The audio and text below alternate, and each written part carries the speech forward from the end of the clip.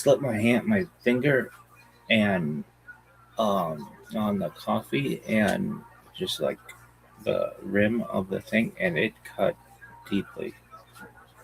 And right when it happened, I was just like, there's like this initial like right before the pain comes, I'm like, oh, this is gonna fucking hurt. And but I think it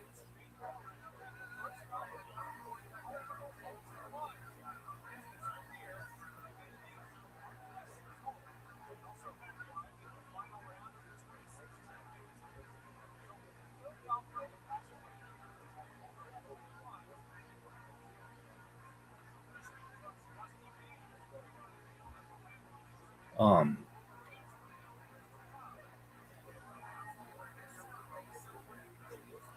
I hurt my hand.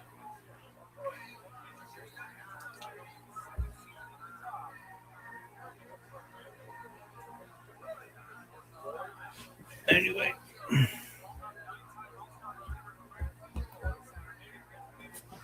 really? Yeah, dog. Really, really good story. Coffee and Kabbalah and coffee. It's 24th of Nissan 5786, Saturday, April 11th.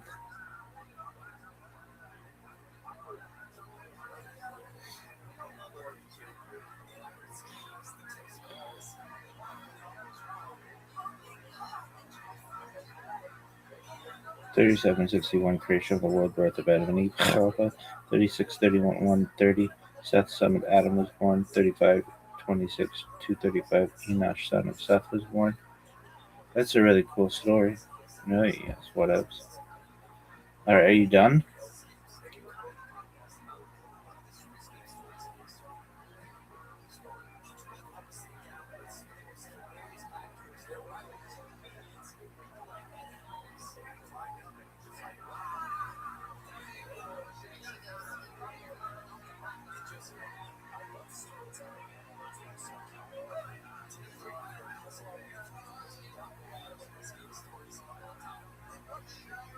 Okay, so it's Shabbat night, April 11th. Forget a night line of Oklahoma, Shepherd of John, but myself, it's fun, all separate Omar. Blessed are you, Hashem, God, King of the universe, who has sanctified us with his commandments and commanded us concerning the counting of the Omer. Today is 10 days, which is 1 week, and 3 days of the Omer. May the merciful one restore unto us the service of the Beit HaMikdash to its place speedily in our days. Amen. Salah. Is that the end of your story? But man, I fucking hurt my hand. Psych, I've just been fingering chicks so hard it's fucking callous me. Wish. I'm Dr. Justin Sledge, and welcome to Esoterica, where we explore the arcane in history, philosophy, and religion. One of the most difficult aspects in starting to study Jewish mysticism and Kabbalah is getting a handle on just how those ideas developed over time. It's tempting to think that, for instance, Kabbalah has just always existed in the form that we have it, or that Kabbalah is just one thing at all. Of course, neither of these positions is really tenable. Such notions developed greatly through the ages and are still developing, and there are now and there have always been numerous mutually exclusive schools of Jewish mysticism and Kabbalah. This class is meant to serve as an introduction to Jewish mysticism and Kabbalah from the point of view of its incredibly complex development from the prophets of ancient Israel and to the rise of modern Hasidism in the 18th century. Of course, this series isn't meant to be exhaustive by any means, but only should serve as a springboard for deeper study and reflection, and hopefully it will also enable you to situate developments in Jewish mysticism and Kabbalah in their historical and cultural context, and hopefully embolden you to dive into the primary texts, which are admittedly as sublime as they are obscure. Let me express my gratitude to Congregation Tchia for allowing me to use these lectures to reach a larger audience here on Esoterica. If you want, you can find the entire series under the playlist Entering the Garden, an Introduction to Jewish Mysticism and Kabbalah. I'll be uploading them over the next few weeks, or if you find these episodes after autumn of 2021 and you want to watch the entire series, you can find them in that playlist. If you find this series on Kabbalah interesting, I'd hope you check out my other content on topics in esotericism, and perhaps consider supporting the production of free academic and scholarly topics in occultism and hermetic philosophy by joining my Patreon or perhaps with a one-time donation. You can find those links below, and I'd really appreciate your consideration. Now, let's enter the garden of Jewish mysticism and Kabbalah. All right, folks, welcome back. Some more Shabbatai Tzvi excitement. We're really going to get into some of the more technical stuff around Shabbatai Tzvi, and we're going to talk about how what was at some level a very fringe movement became a dominant movement in the Jewish world in the middle of the 16th, 17th century. And eventually how you would think that the death of Shabbatai and the death of his prophet, Nathan of Gaza, would have spelled the end for the entire movement. But as you probably know, dying is not really an impediment for messiahs. Messiahs die all the time, and their believers keep on believing in them as if nothing happened, whether it's Jesus of Nazareth or Menachem Mendel Schneerson of blessed memory. People continue to believe in their messiahs. Death is just a speed bump on the way to eternity. And so we'll turn to that and how the Shabbatian movement continued after Shabbatai's death, and how it thrived all the way probably at least into the 1880s, maybe even later than that, especially in Turkey, although we don't know what its status is these days in Turkey. So what is the recap for tonight? Well, the recap is there was a guy in the 17th century that believed he was the Messiah, and so did half the world's Jews. That's the recap. There was a guy, Shabbatai Tzvi, who was declared a Messiah by a relatively minor Kabbalist and healer in Gaza, Nathan of Gaza, Nelson Gazati, and he was declared Messiah in 1665, although he had messianic pretensions as early as 1648. And between 1665 and 1666, half of the world's Jews seemed to have accepted his messianic claims. And this is evidenced by the most classic example of the evidence for this is the prayer books that get printed. The prayer books that have pictures of Shabbatai Tzvi in them. The prayer books that have prayers for Shabbatai Tzvi. The letters that come over and over again from major rabbinical figures all over the Jewish world that affirm belief in Shabbatai Tzvi as the Messiah.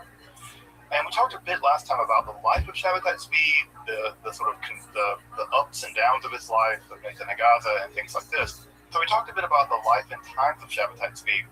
But what we didn't get into last time is exactly how he's supposed to be the Messiah. How does that work exactly, right? So what exactly does it mean to say that Shabbatai Tzvi was the Messiah? And how this dovetails in a really important way as a part of our discussions here on Kabbalah is that one can only understand the messianic claims of Shabbatai Tzvi or of Nathan of Gaza by understanding how that was justified. And that was justified by Kabbalah, basically.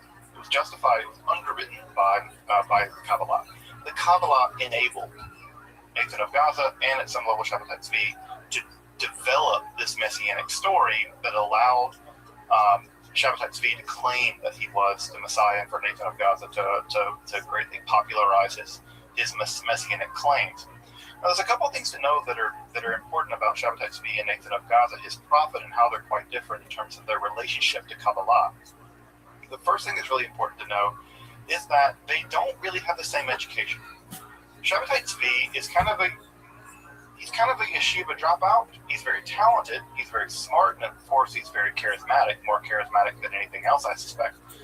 But Shabbatai Tzvi doesn't have a very strong grasp on Kabbalah. He certainly knows the Zohar very well. We know that. He's been studying the Zohar since he was a teenager. So he has a very strong grasp on the Zohar. But the developments in the Kodoveran system of Kabbalah, the developments in the world of Sfat, the world of Florianic Kabbalah, there's actually very little evidence that Shabbatai Tzvi had a grasp of those developments. He doesn't seem to understand or appreciate or have had education in the very complex world of Lurianic Kabbalah. So we have just a difference in education level when it comes to Kabbalah and Shabbatai Tzvi and Nathan of Gaza. Now, Nathan of Gaza, which is really important to know about Nathan of Gaza, is that he is hyper aware of the developments in the Lurianic Kabbalah. And I mean hyper aware. He is so well educated that if you read some of his Kabbalistic works, which are among the most technical Kabbalistic texts written at the time, he knows very subtle differences between different schools of Kabbalah. So he even knows differences between how very technical ideas in Lurianic Kabbalah are being debated among very high-level people in that world. For instance, people like Israel Sarug and Chaim Vital. So Nathan of Gaza is someone who knows these conversations. He is a technical maestro when it comes to the developments. He's at the cutting edge at some level of some of these developments. And it's going to be really important because how Nathan of Gaza is going to justify Shabbatai Tzvi's messianic claims are going to be by appealing to and, what's the right word, augmenting, changing, corrupting, whatever word you want to use. He's going to be relying heavily on Lurianic Kabbalah, but he's going to do his own thing too. He's going to do his own thing. We'll see this in just a moment. Shabbatai, for him, his messianic claims, which we can see in his letters, are not justified by appealing to complex ideas in Lurianic Kabbalah because he doesn't know much about it. He's claiming that he is the Messiah because God chose him and because he has a relationship with God. That is to say, Hashem and Shabbatai are friends. So when Shabbatai calls God by God's name, Yod-Heh-Vav-Heh, Shabbatai doesn't imagine he's doing something transgressive. He knows he's not supposed to do it, but he has this intense personal relationship with God that he can call God by God's name. So for him, for Shabbatai, it has nothing to do with some very complex Kabbalistic mythological stuff. It has to do with the fact that God and Shabbatai are close, that he and God have a relationship. And that relationship is one of anointing. It's one of, I've been invited into the world of the Godhead, and I have a relationship with Hashem. Now, that to you might sound really Christian. That might sound really, really Christian to you. And in fact, one of the things that Shabbatai talks about all the time is Christianity. He talks about Jesus. He says, one of the things I'm going to do in this whole messianic business is redeem Jesus. He's very influenced at some level by Christianity.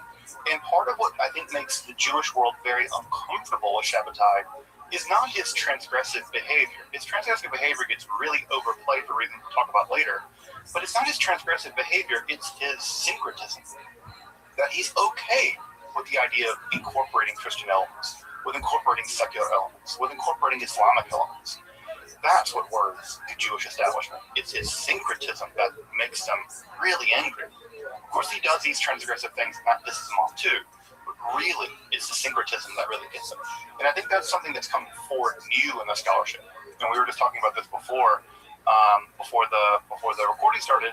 Is that part of what's going on now in the scholarship? We're now beginning to realize that Shabbatai Tzvi was much more at the helm of understanding what was going on than the previous generation of scholarship, mostly Gershom Scholem, thought.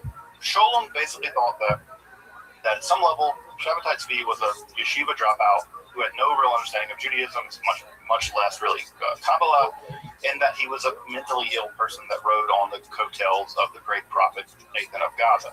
That was the theory that really, if you read Scholem's work, that's the theory that goes.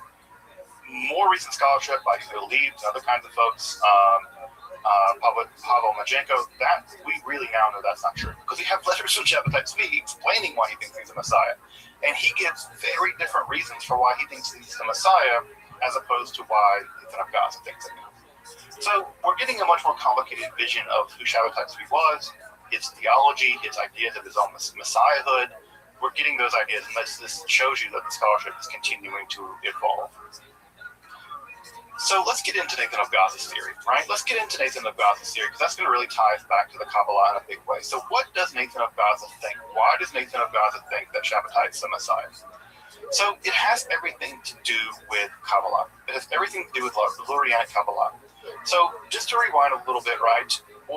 You'll remember from the Lurianic theory that God was originally an infinite fullness, and that fullness filled the entire everything. And that in order to create creation, God had to contract God's self, and that act of contraction is called tzimtzum. Well, when God contracted God's self into the tzimtzum, that left behind a void, what we call the tehiru in Hebrew. And the tehiru, right, when it was evacuated, according to the Lurianic Kabbalah, it left behind traces of the divine. There are sort of fragments of God left behind. I always imagine, you ever poured out oil from a cooking pan? There's always oil left, no matter how much you tip it over. You can't quite get all the oil out. The traces of the oil, the traces of the divine light, the reshimu, coated or fragmented all over inside of the tehiru, of the void. Well, some of those aspects of those traces within the divine void contain elements of divine judgment. Remember, divine judgment in the Kabbalah is always thought of when divine judgment is checked by other forces. That is evil. It's unbridled judgment, din. Well, those elements of din, of unbridled judgment that remained inside of the tehiru, inside of the void, those elements of unbridled vengeance and judgment, they sank to the bottom of that void. And as they sank to the bottom of that void, those elements became the sort of the abyss, or this sort of a demonic world at the bottom of that void of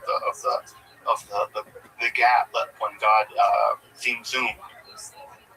That area, by the way, is called the golem, and Lurianic Kabbalah, it's called the golem. It's the unformed world. It's just sort of chaos. It's a tohu bohu. It's this chaotic nightmare where all the evil has sunk to the bottom of the void. All right, so when God shoots God's light into that void, at the very tip of that sphere, at the very tip of Yesod, at the tip of God's phallus, I suppose, at the tip of God's Yesod, the tip of that sphere that light plunges all the way in to the void, to the tehiru, and the tip of that, and this is where Nathan of Gaza comes in. This is not Lurianic Kabbalah, it's Nathan of Gaza. The tip of that void shoots all the way into the very bottom of the void, of the abyss where the demons are, and the tip of that is the soul of the Messiah. The soul of the Messiah is the tip of the spear, the tip of the light going all the way in. And as soon as it reaches the bottom, it comes back up, and all of God's remaining judgment in Ein Sof floods into the void, the demonic abyss, the golem, and the soul of the Messiah is the only thing good left at the bottom of that chaotic, nightmarish abyss of evil. And the soul of the Messiah is born, is deposited, according to Nathan of Gaza, at the very bottom of the abyss. And that abyss is filled with every form of evil imaginable. Every form of evil imaginable. The soul of the Messiah is born there, is put there. And there, the soul of the Messiah becomes infused with all this evil. And it's only through this unimaginable process where the soul of the Messiah has to redeem itself, has to climb out of this horrifying abyss of evil, that in the process of redeeming itself, eventually it pulls itself all the way up, right, through these horrific world of what I call the Tanaim, the dragons of the text that describes this. It's called Drush Tanaim, the treatise of dragons. As the Messiah's soul fights vigorously, strives vigorously to purify itself, repurify itself of all this evil, eventually the soul of the Messiah reaches sort of the event horizon, right? If you want to think about this in terms of black hole, it's like a black hole, but eventually the soul of the Messiah can get to the very top of the event horizon, right? And just barely pop through. Now, when it barely pops through this horrific world of demonic power, it's still corrupted deeply with demonic power. It's still infused with evil. And so it's still some battle of good and evil. It's still deeply polarized between really, really good, it's the soul of the Messiah, and really, really bad, right? The evil world of the klipot, the shards. And as it climbs out, it eventually crosses back through the event horizon of evil, which you can't do with a black hole, but it crosses through, and it's still influenced with all this evil. But as soon as it climbs out of the world of klipot, It has to find a body. And when it finds a body, the soul root that finds a body, whose body did it find? It found the body, according to Nathan of Gaza, of poor Shabbatai Tzvi. And folks, that explains Shabbatai Tzvi. That explains these, according to Nathan of Gaza, these illuminations and these darkness periods, this sort of manic behavior, manic depression. It explains why he can be completely righteous and in love with God, and yet do these transgressive things, where he says that the 17th of Tammuz or whatever is a feast day rather than a fast. And it's exactly Shabbatai's manic depressive psychology and manic depressive religiosity that for Nathan of Gaza is actually proof of his messianicness. Because inside of Shabbatai is the struggle of the messianic soul against the world of evil. And for Nathan of Gaza, this entire process is the final act of history. Once Shabbatai is purified of all of this evil, then everything will be redeemed. He is embodying, according to Nathan of Gaza, he embodies this final titanic struggle of good and evil. Now, what did the apostasy mean? Right? Because again, Nathan of Gaza is formulating this idea in 1665. Nathan of Shabbatai apostatizes in 1666. Well, we have two completely different theories about what's going on here. We have Nathan's theory. Nathan's theory is that Shabbatai is plunging himself into the world of evil, that is to say, Gentile religion. Nathan of Gaza has nothing good to say about the Gentiles. He's plunging himself into the world of evil in order to basically undermine it. That is to say, he's destroying it from the inside. Nathan of Gaza's theology is always the idea that Shabbatai is plunging himself into this to destroy it.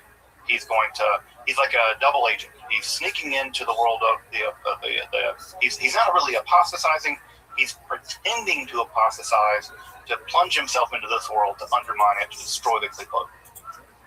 What we now know from Shabbatai's letters, right, we have another view, which again is actually Shabbatai's view. Shabbatai also thought he was the Messiah. Shabbatai's view was that he was plunging himself into this in order to redeem Islam. He thought of himself as a redeemer. He wasn't going into Islam to destroy it. He thought there was positive things in Islam. He thought there was positive things in Christianity. And the idea was that ultimately, by plunging himself into this, by plunging himself into Islam, he could redeem the world of the Muslims, and that will be part of the grand redemption. Notice they're very different theories. Notice that what Nathan thought was happening is one thing, and what Shabbatai is happening is something completely different. So notice here, even the Shabbatian movement isn't coherent in terms of what they thought was happening in terms of Shabbatai's messianic mission.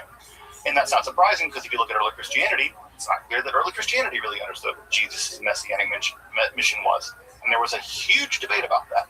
Paul thought one thing, James thought another, Peter thought something else. It's not clear that anyone really had a clear idea that Jesus' messianic mission was X, Y, or Z. And so that's why you have these big debates. The church, ditto with the Shabbatian movement. Now, what's key about this, right, is that we have three important interlocking things that make this important. The first is all of them agree that whatever Messiah means, it does not mean the traditional idea of Messiah, which we talked about last time, which is the idea of a political Messiah. This is a spiritualization, the same thing that the Jesus movement did with Jesus, the Shabbatian movement does with Shabbatai, ditto with, I'm sure it's in the bus. Further, we have this quasi-Lurianic justification for Shabbatai's claims. Now, what's important to note about these sort of quasi-messianic justifications for Shabbatai's messianic claims is that they're going to be the ones that largely stick.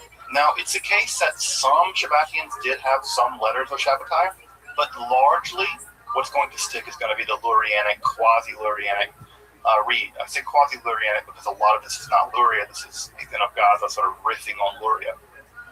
Riffing on Luria is a kind way of putting it. But yeah, riffing on Luria. And third, this is all part of a larger apocalyptic agenda, as we mentioned last time. Again, I cannot emphasize this enough. The 17th century, the mid-17th century, was an age of hyper-apocalypticism. I mean, folks who remember the 1990s, remember the 1990s and how apocalyptic that was. You have the Branch Davidians, you have Y2K, you have all this stuff, you have Heaven's Gate. It was a very apocalyptic time. Well, take that and turn it up to 50, and that gives you some sense of how crazily apocalyptic the 17th century was. So this is part of a much bigger apocalyptic world, and Shabbatai's messianic claims are all about the end of the world. And to give it a sense of that, I want to read a letter of Nathan of Gaza here, just a chunk of a letter from Nathan of Gaza. And I'll read it relatively briefly, just so you know kind of what the mood felt like. So this is a letter of Nathan of Gaza to Raphael Joseph, who was a Chalebi of Cairo, the big wig dude in Cairo. In fact, he was the guy that Cave Shabbatai shot. So I'm reading the translated lines of Nathan of Gaza.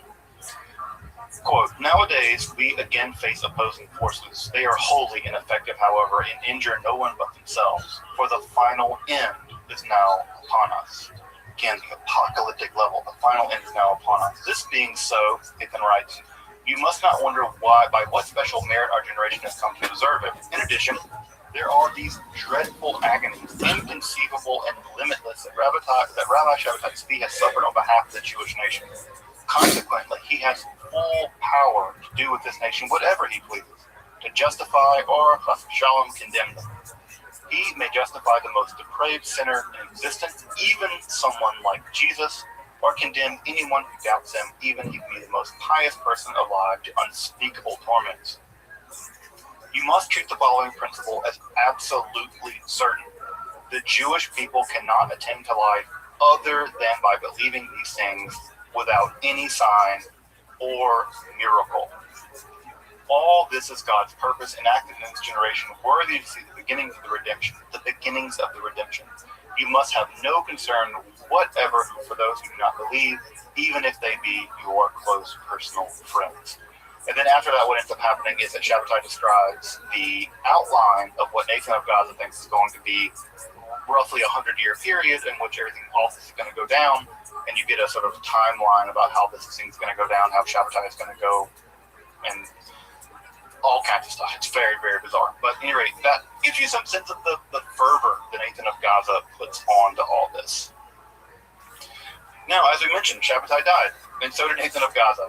In fact, after Shabbatai died, Nathan of Gaza kind of redoubles his efforts, and he argues basically that Shabbatai's death is a kind of illusion, that Shabbatai is not dead, he's just hidden, right? That was an idea to be found also in Shia and Israeli Islam, that he was occulted, then at some point very, very soon, he would reveal himself again in his full glory. Again, are they leaning on Christianity at some level here? It sounds like it. It sounds like very Christian, that he's just hidden. So this is a kind of, it's kind of Shia, kind of Ismaili, kind of Christian move, that Shabbatai is not dead, he's just hidden. Now, what ends up happening in all of this, right, is that there is something of a combination that's already happened in Shabbatai's life, or the end of his life, where some Sufi ideas have begun to enter the inner circle of Shabbatai's theology, and those Sufi Islamic ideas begin to form a kind of synthetic theology. And that synthetic theology allows for the idea that, again, Shabbatai might be occluded, he's actually not dead. And what we have is over and over again these predictions that Shabbatai will appear on this year and this year and this year, and of course he never does. And eventually Nathan of Gaza, well, he dies. Nathan of Gaza dies, and as soon as Nathan of Gaza dies, the movement immediately begins to fracture. Because of course, when you have Nathan of Gaza, who's probably one of the more talented Kabbalists of his day, unable to basically continue to steer the movement via his theoretical Kabbalah, the movement begins to fall apart. And the first person to really pick up the reins of this movement will be Abraham Cardozo, himself a very strong believer in Shabbatai. He would travel all around the Eastern Mediterranean basin, but also through Europe. He would be proclaiming the gospel, so to speak, of Shabbatai Tzvi, and he was murdered in 1706. So he was a huge promulgator of Shabbatian doctrine until he was killed. Now, the other side of this is that once Shabbatai died, the women in the movement really take up the reins. And again, is it surprising? No. Think about Jesus. The moment that Jesus died, who were the only people there at the grave? It was the women, right? We have the Marys, right? We have the women there. The men all scatter. And so women in a big way hold the reins of the movement very early on. And in fact, there's some really great studies about Shabbatian women prophets and how the Shabbatian women prophets really both made the movement work, but also propelled the movement after Shabbatai had died. Now you'll remember that Shabbatai remarried after his first wife died, and his second wife, Aisha, or Yocheved, she went by both names. Actually, Aisha, or Yocheved, declared that her younger brother, Yaakov Corrido, was in fact the reincarnation of Shabbatai's feet. So what we have, again, is the use of Lurianic Kabbalah, the idea of soul roots, and Gilgul HaNeshemot, the idea of reincarnation, being marshaled to show that there is a continuity of Shabbatai's soul. He's not dead. He's just reincarnated. He's reincarnated, of course, into the younger brother here of Aisha Yocheved. And what ends up happening in this whole process is that there is some pressure being put on these quasi-Shabbatian Jews, Muslims, that are there living in places like Salonika and in places around the Shabbatian movement. Remember that part of what happened with Shabbatai is he was condemned for not being Muslim enough, and he was exiled all the way in what is now Montenegro. And so some of the people around him that stayed around him, about 300 families or so, these were Jewish believers in Shabbatai who had never converted to Islam. And eventually, with Aisha's pressure, probably she's getting pressure from the Ottoman Empire, they all convert. Right? We get a mass conversion of about 300 families who do convert to Islam in 1683, some years after Shabbatai died. That core of about 300 families, right, which is the size of basically the synagogue I grew up in, that core was going to form the core of the post-Shabbatian movement.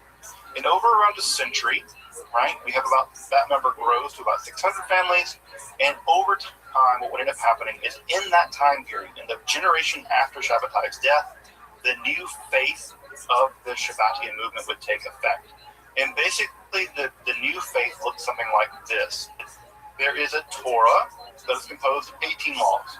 There are 18 laws that make up the Torah of the Shabbatian movement.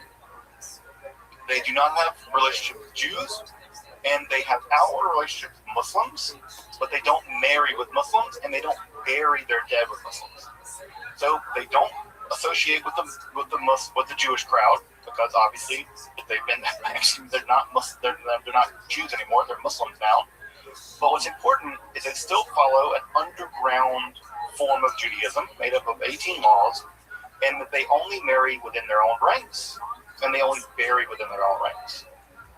And what ends up happening is this group of converted Muslim, Jew, Shabbatian people, they don't actually observe Islam completely, and they dissimulate.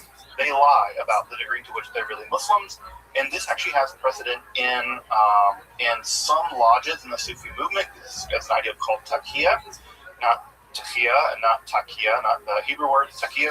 This is the idea that you can hide your Sufi beliefs if those Sufi beliefs can get you physically endangered. They can endanger you. So what they're living is basically a dual life. They're living quietly as kind of Jews, but publicly they're living as Muslims. But they're still not quite Muslims, and they're still certainly not Jews. There's something else. And this something else is going to eventually evolve into its own religion. Now, inside of the movement, as you might imagine, there are further fractures. The two major fractures, and there's going to be three major fractures within the Shabbatian movement that will occur.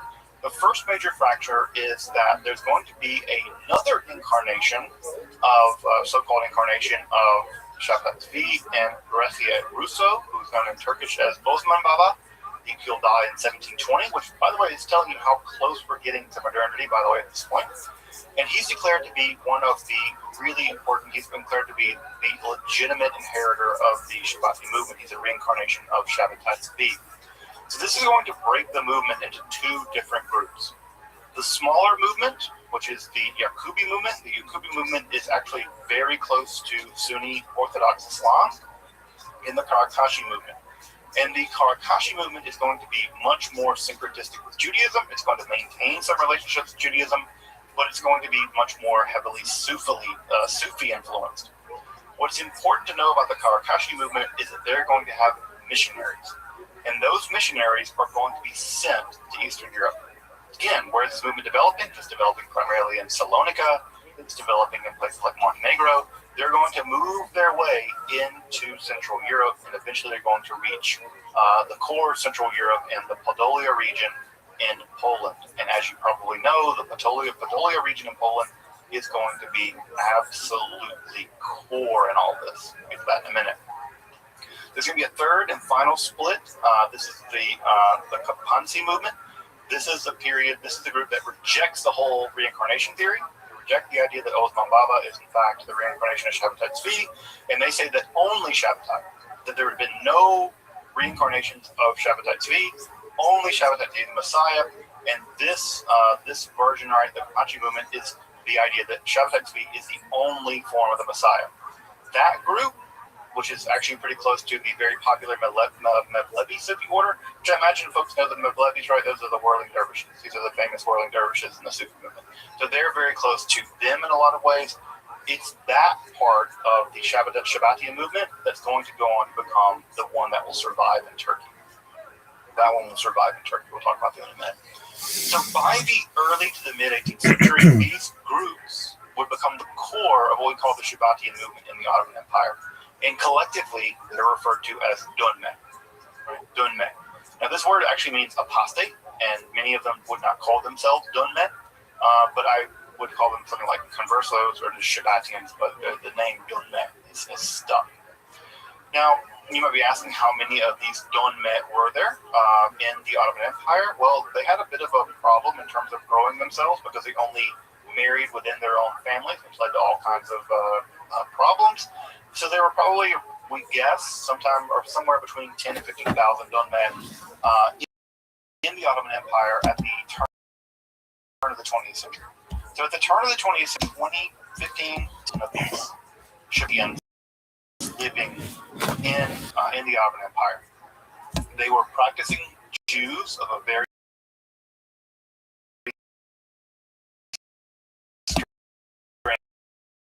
strange type. They lived on the outside. They were kind of accepted. Everyone knew.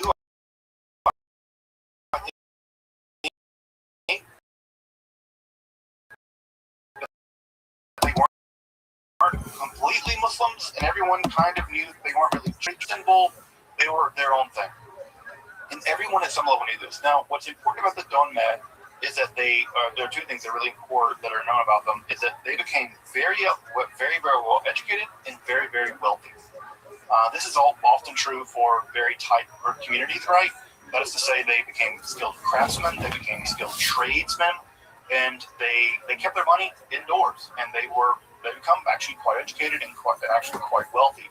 And they were some of the earliest Turks to turn toward the West in the process of sort of modernization. And as the Ottoman Empire began to come apart, the Dunme formed, in some level, the core of the Young Turks. And the Young Turks, as you probably know, are the folks that led the modernization of Turkey. They revitalized the Turkish language. And in many ways, they formed the core of the process in which Turkey would modernize. And in many ways, these Dunme, which we now know the Dunme formed a pretty significant element of the Young Turk movement, which means they played a pivotal role in the development of Turkey as a modern nation. Now, the tide of that would all turn. In fact, I think I said this right. I said this on the slide. The first foreign ministry for the new government of Turkey would be a Karakeshi Dunme. So the first foreign minister, that's a big deal. That's a high-ranking member of the Turkish government, was Dunme. So now the problem with this is, as the 20th century wore on, Turkey and, of course, Israel came into loggerheads about all kinds of things. And what ended up happening was that there was a huge anti-Semitic backlash in Turkey. And that anti-Semitic backlash caught the Dunme. The Dunme were thought of as secret Jews. And the idea they were secret Jews was even more terrible because they were, conspiracy theories and stuff that fled through Turkey. And so many of the Dunme basically completely abandoned any Judaism, and many of them just ceased being Dunme and became completely secular. They became completely secular. The question now these days, by the way, is, are there any Dunme in Turkey at all? And we don't know. We don't know. I think I mentioned this last time in my last lecture on the Shabbatians. I had a student in a class I taught on Shabbatai Tzvi.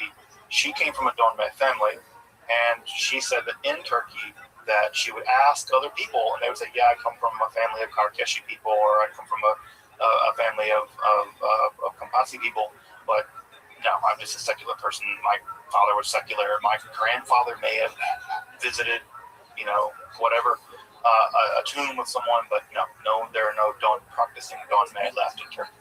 The problem with this, of course, is we don't know, because part of what the Don Meh do is they don't tell anyone they practice this idea of Dakia, which means they don't make it public that they are, in fact, Shabbatians. So are there Shabbatians left in Turkey? Maybe. Probably not. They're probably extinct. But are there Don Meh families left in Turkey? Probably. Yeah, there are definitely Don Meh families left in Turkey. But are there any practicing Shabbatians in Turkey? The data seem to indicate no. It seems to be an extinct religion. But I'm leaving the ability that they're still over there, but I think that the odds of them actually surviving are pretty low. So that gives us some idea that the Don Meh, at some level, Shabbatianism, survived and thrived all the way into at least the mid-20s in Turkey, where it was kind of born. Now, as I mentioned, right, the Karakashi sect, the sect that holds that Osman Baba is the reincarnation of Shabbatai Tzvi, again, to get some idea of where we are, we're around 1720. That sect, the Karakashi, were much more willing to mix Judaism and Islam. And remember, it was that sect that sent the first post-Shabbatai missionaries into Eastern Europe. Now, you might wonder, why in the world would anyone listen to this in Eastern Europe? Why would Jews hear these guys out? Shabbatai's dead. He's been dead for a generation. It was a huge disappointment. It was a disaster. This entire thing was a disaster. Why would any Jews listen to the idea that Shabbatai Tzvi is the Messiah, despite the fact this entire disaster has happened? Well, the first thing is that news of Shabbatai's death actually happened really slow. It took a long time to get to Central Europe. And so unlike in the Ottoman Empire, where news traveled very fast, by the time the news got to Central Europe, Poland, things were very slow. And frankly, people weren't terribly educated. Jews in Central Europe in the early 18th century, Jews in Central Europe in the late 17th century, the early 16th century, or late 17th century, they're not terribly educated. This is a very, very rural, very superstitious, very mystically inclined group of people. Remember that the Judaism of the Ashkenaz, the Ashkenaz, have historically been very interested in the supernatural, very taken with those kinds of ideas. Secondly, knowledge of Kabbalah at that time was very, very piecemeal in that area. Now, knowledge of Kabbalah in other areas was much higher, but at this point, early on in late in the 17th century, knowledge of Kabbalah was very, very piecemeal, very fractured. What's important to know about this is those people coming in, some of these Karakashi missionaries carrying the gospel of Shabbatai Tzvi, had a much higher degree of Kabbalistic education at some level than the local people did. So this is very impressive. Further, Orthodox Judaism in this region was much, much more oriented at the level of practice than belief. What really mattered for these people, and this is true for many factions of Judaism, is it matters much more what you do at some level than what you believe. And so belief was a bit more, you could have a much more broader range of belief and still practice Judaism. You could believe all kinds of things about werewolves, vampires, and stuff, and it was okay as long as you practice Judaism in a nominal way. And further, these communities were very precarious. You're talking about a place where during Shabbat, right before Shabbatai's life, he experienced a giant pogrom that killed 100,000 Jews probably, and this entire area was subject to constant problems with the local population, where there are constant pogroms. So there's also just a level of instability and fear and messianic claims in environments like that, where there is a kind of precarious existence, are much more, they become much more tenable. It's much more easy to convince poor, uneducated people who live a precarious existence of the existence of a Messiah as opposed to other people. And again, it's true. We can see that playing itself out lots of times in history. When the Shabbatian movement landed in Central Europe, in general, it kind of took. And it's always going to kind of take in Central Europe. We'll talk more about that in a minute. Now, what's important to know about this is what ended up happening in the aftermath of Shabbatai's feast and apostasy in 1666 is that most people deconverted. They were messiahship. What happens in the Jewish world? Someone gets to be the Messiah, they don't follow the rules, we reject them.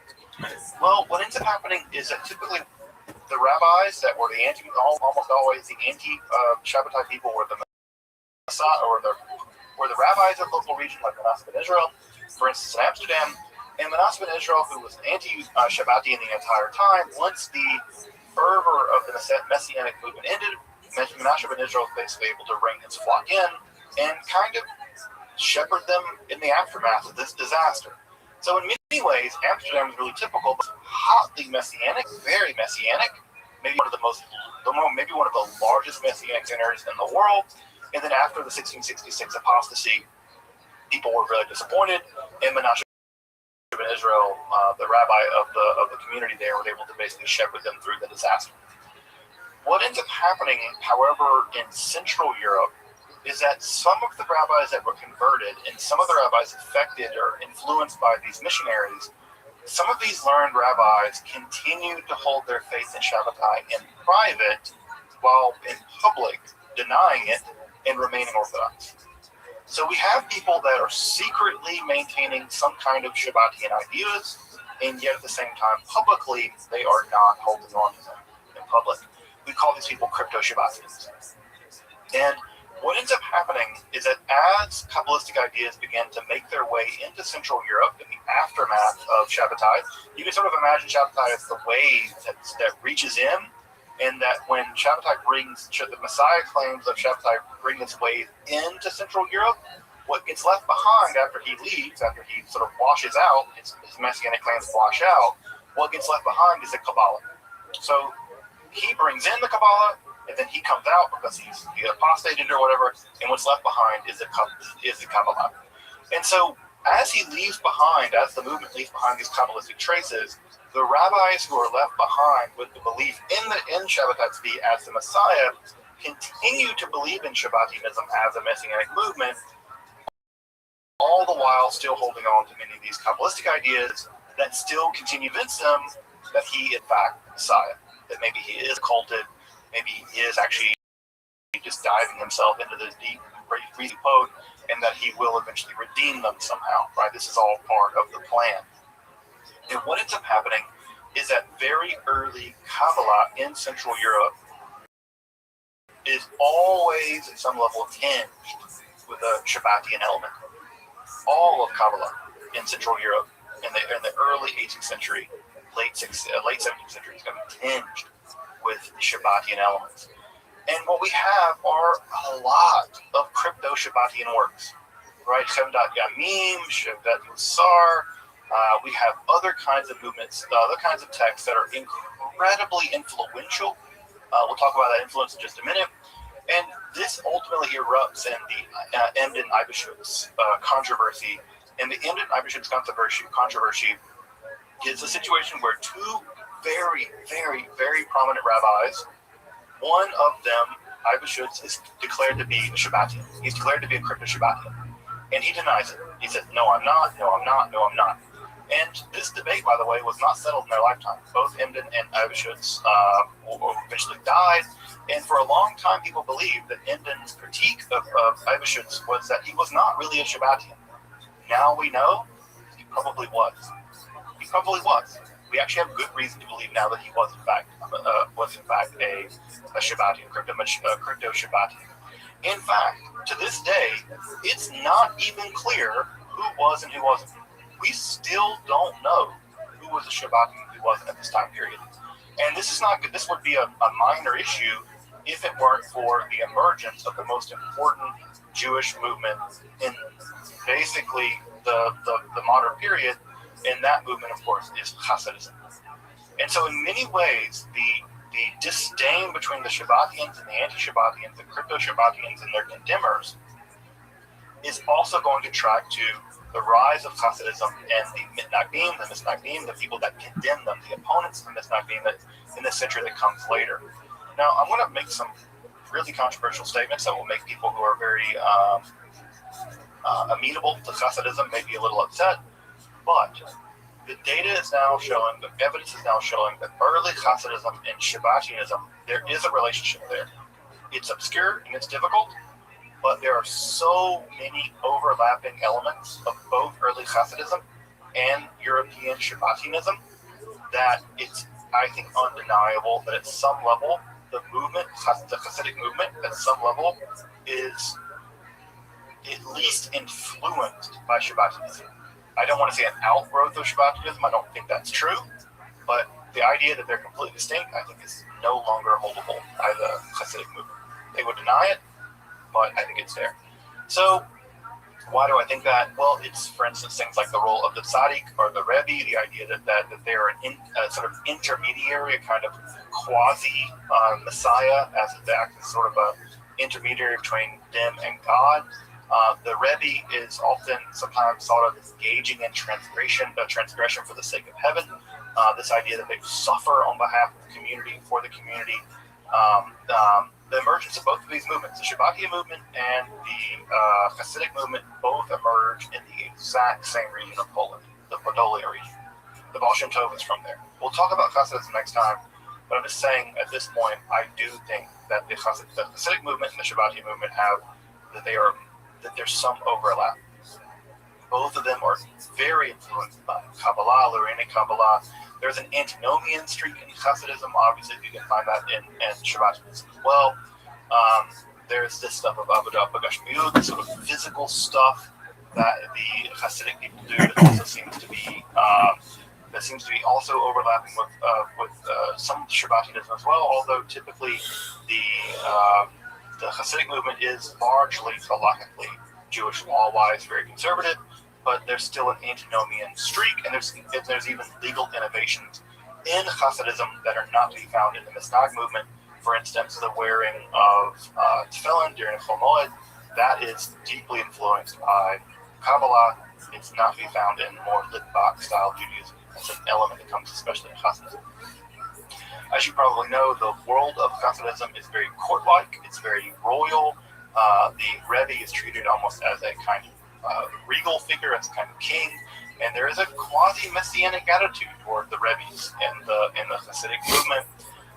We know that Shabbatian text played a huge role in early Hasidism, it seemed, and in many ways, the Misnag movement, the Litvak movement, the movement that was very critical of Hasidism, saw in many ways Hasidism as a extension of the Shabbatian movement.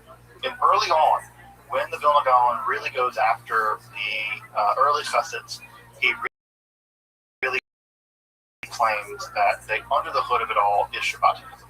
Now, I think that in general, does the Vilna Gaon overplay his cards? Maybe he does overplay his cards. But is he completely off base? I don't.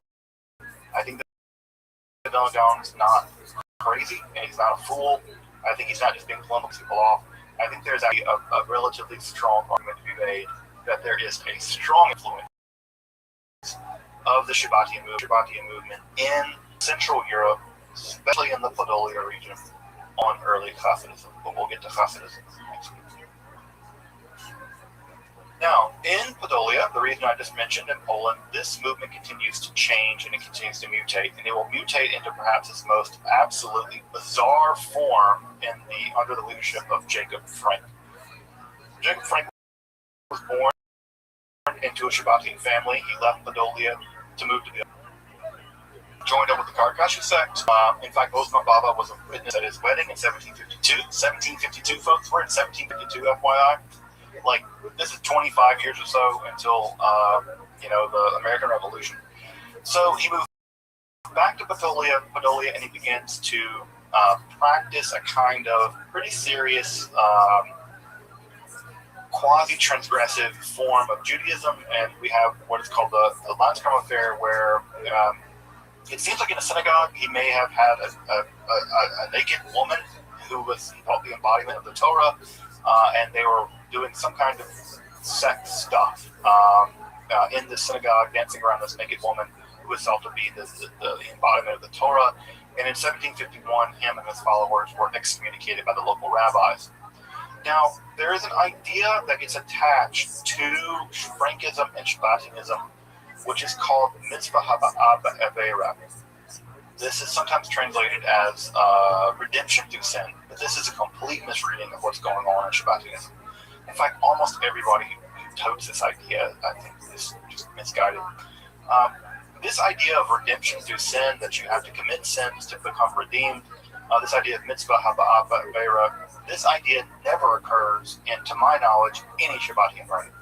It gets hoisted onto the Shabbatians over and over and over again that what they're doing is engaging in antinomian behavior, they're engaging in violations of the Jewish law in order to hasten redemption, in order to plunge themselves into the klipot and redeem the klipot, in order to somehow redeem sin through, or redeem themselves through sin.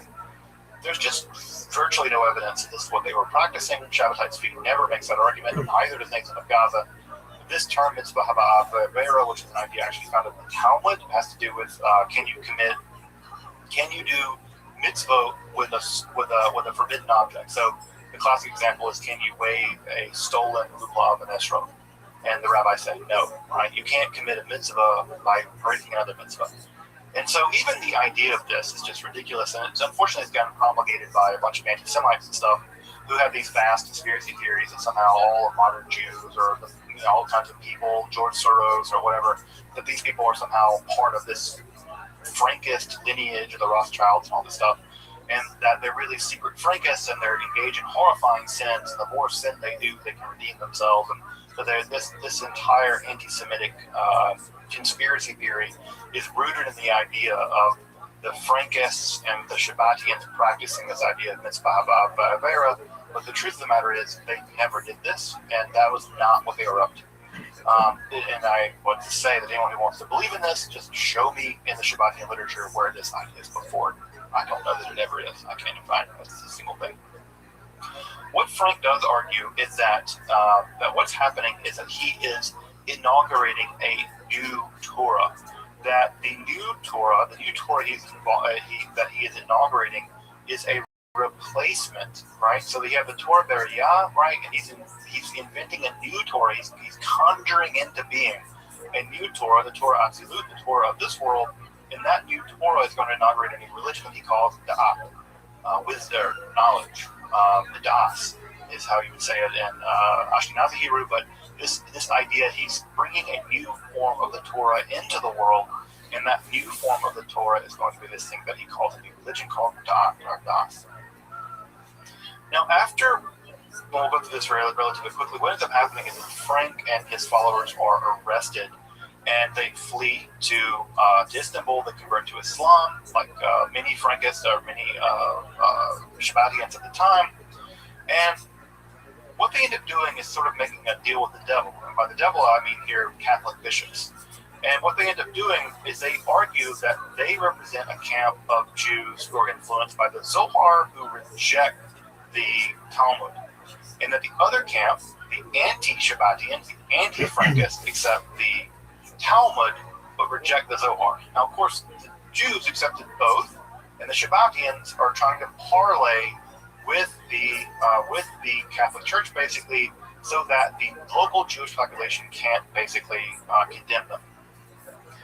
The Shabbatians argue with the rabbis. There's a 19-40 debate, and the bishop is the person who's going to side with whoever.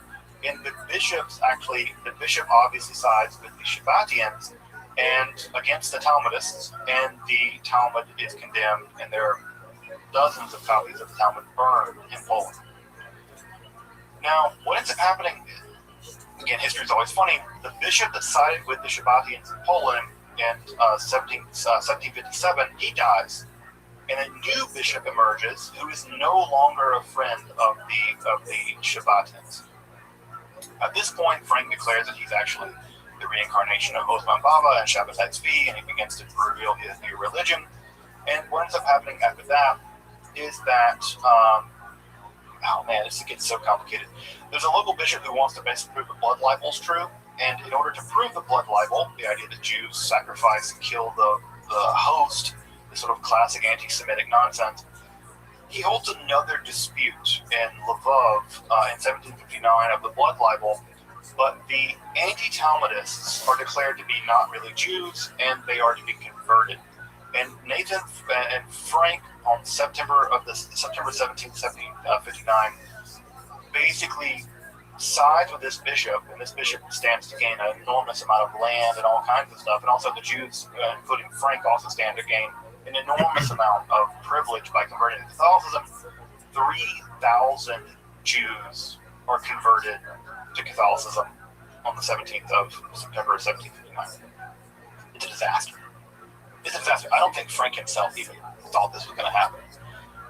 Now, Frank, being, I think, completely full of himself and I think just delusional with power, holds that this is part of the plan. Just like Shabbatai had to convert to Islam, well, Frank, being the reincarnation of Shabbatai, he's going to plunge himself into the world of Catholicism.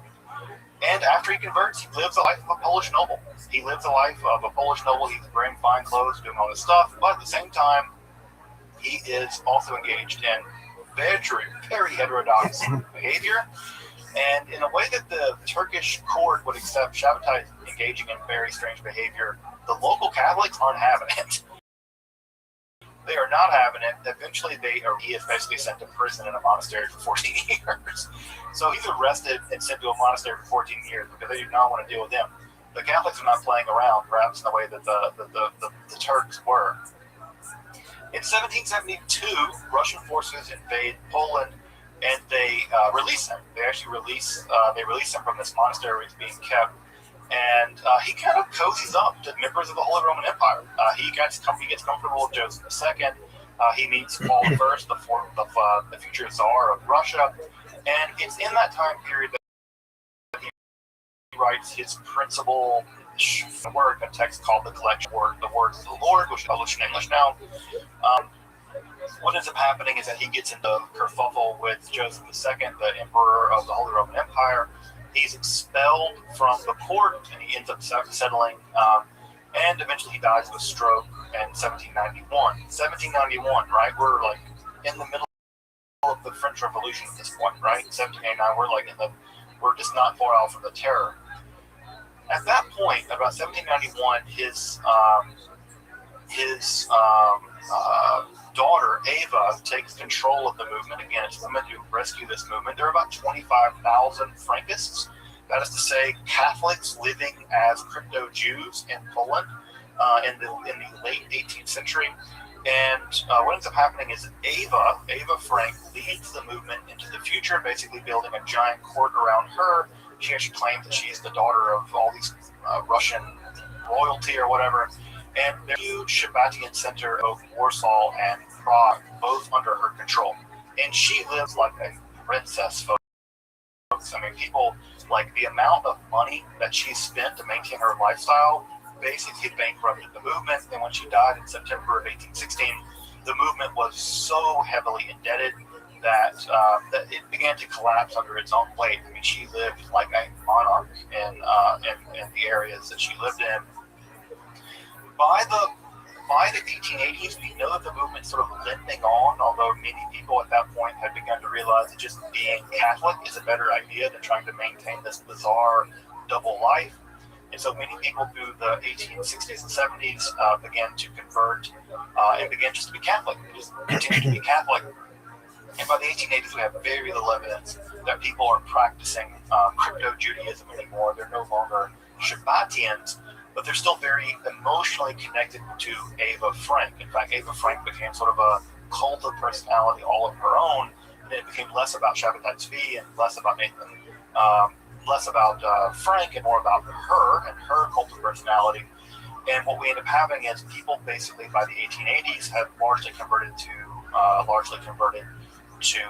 basically just regular old Catholicism.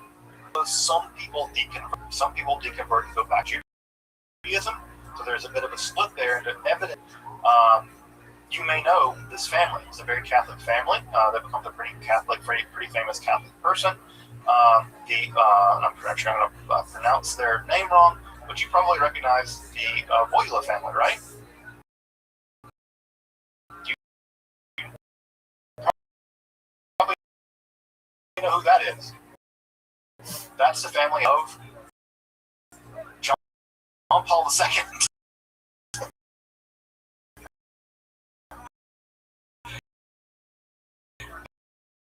That's the family, probably from one of these Frankish families. On the other side, another group of families that deconvert, they go a kind of liberal Judaism, a kind of Turkish style Judaism, like the Young Turks. A very liberal, progressive form of Judaism is the Brandeis. And of course, the Brandeis, as you may know, Louis Brandeis became the first Jewish Supreme Court justice. And when Louis Brandeis died, when they were going through his effects, one of the things they found in his family inheritance was an image, a picture of Eva Frank. He came from a Frankish family, and he kept this heirloom. Now, does that mean that Louis Brandeis was a Frankist and a crypto-Shabbatian, blah, blah, blah, blah? No. He probably was a liberal Jew, just like many liberal Jews that you recognize from lots of places anywhere in the United States at the time.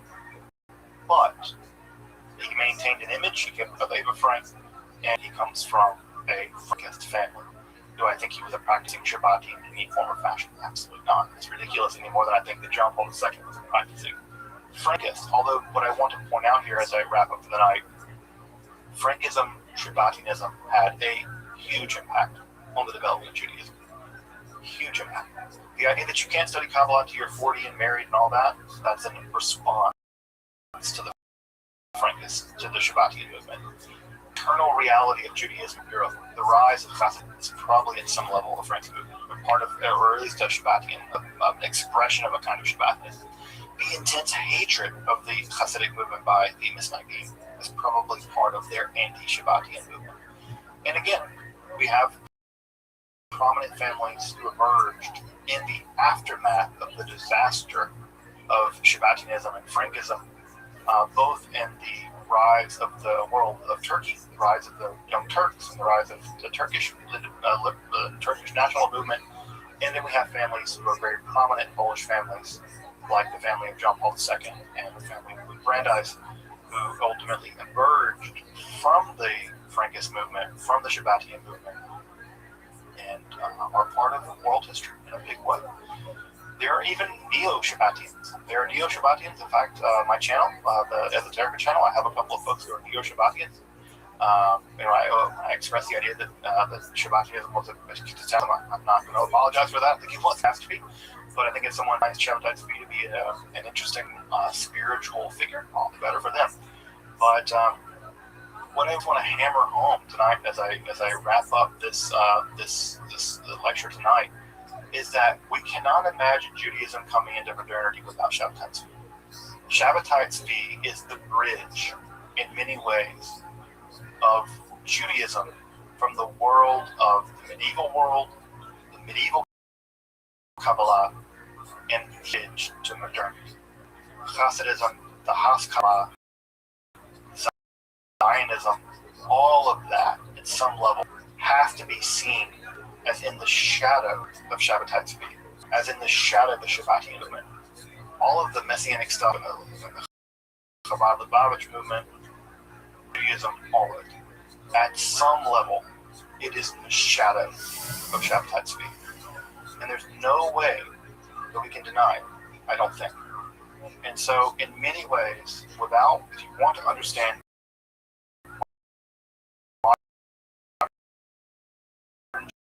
Judaism, you have to understand it at some level to the Shabbatian movement.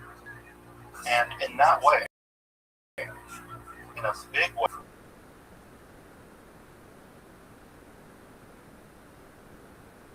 the shadow cast by this peculiar Messiah, Jewish something. A fine point of it tonight is in many ways in the shadow of Shabbatai. And the more we learn about him, the more we understand him, the more we understand his movement, the movement that came after him, whether it is fractures that in his death, the Frankist movement or what have you, understand Jewish origins, whether it be the Haskalah, Hasidic movement, the Misnagdim, whatever. They're all in the shadow of this guy. And I think it's quintessentially important to understand him, Nathan of Gaza, theology. The Kabbalah really is in many ways downstream of him.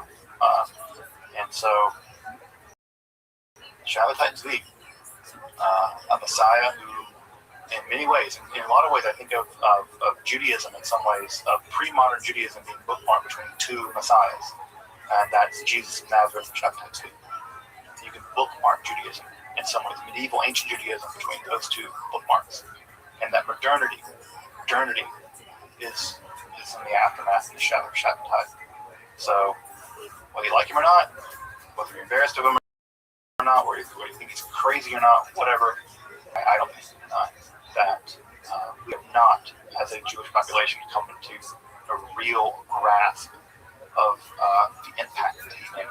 And I think that we're worse off for that. And I think the better we understand Shabbatai's messianic movement and its vicissitudes, the better we will understand Judaism, the better we will understand Jewish modernity, the better we will understand Zionism, and all of that. And if we don't do that, we do that ours. Welcome back, and thank you for joining me as I explore the garden that is Jewish mysticism and Kabbalah. Again, if you'd like to support my work and provide accessible, free, and scholarly content on topics like Kabbalah, alchemy, and the occult, magic, and philosophy, consider supporting my work on Patreon or perhaps with the one. You can find those links below.